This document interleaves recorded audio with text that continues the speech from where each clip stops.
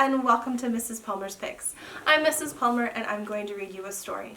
Today we're going to read Once Upon a Goat by Dan Richards. Oh, looks like somebody bit part of the page off.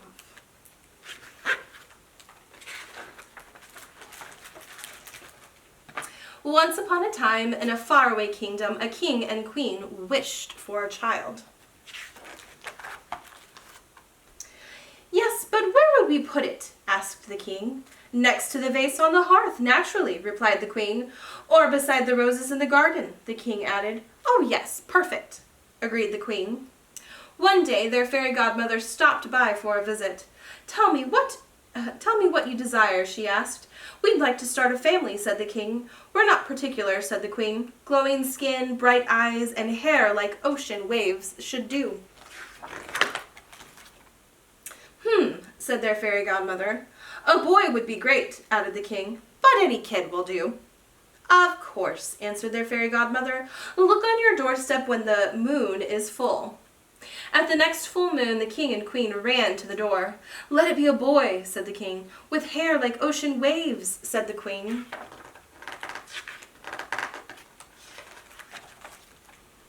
"Bah," said the goat. "I wanted a baby," cried the queen. "It's my fault," wailed the king. "I said any kid would do, but I never meant this."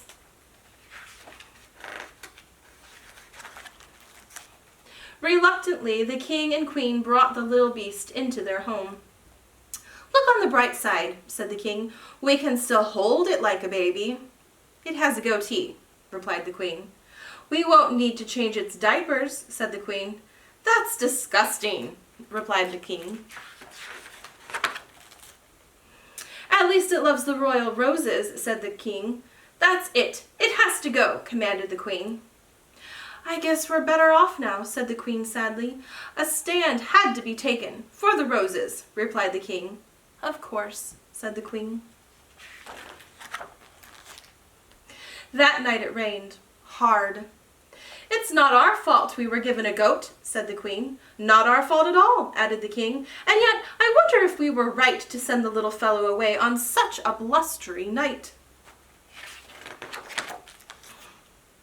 Clearly he lacks the good sense to find shelter.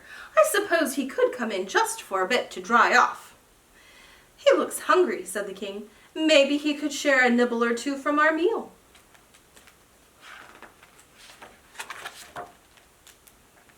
"It's late. We can hardly send him away now," said the queen. "He shall have to stay in our room for the night." "It's only for the night," said the king. One night turned into weeks, and weeks into months. There he is. Before long, their fairy godmother returned for a visit. "How is everything?" "Wonderful," replied the king and queen. "Perfect. May I see the child?"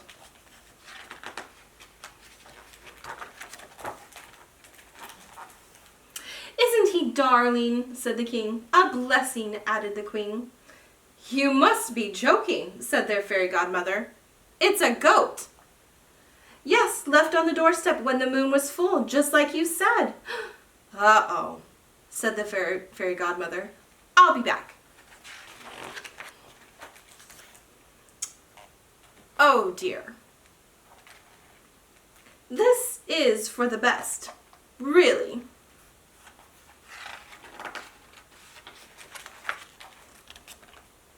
My sincere apologies for the misunderstanding.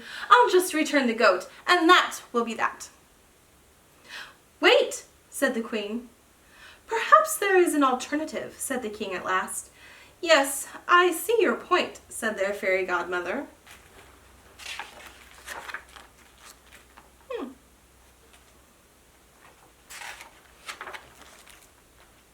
"Well," said the king, "not exactly the family we wished for." "No," replied the queen. "Better." I hope you liked this story. If you did, check it out at your local library. Thanks. Bye.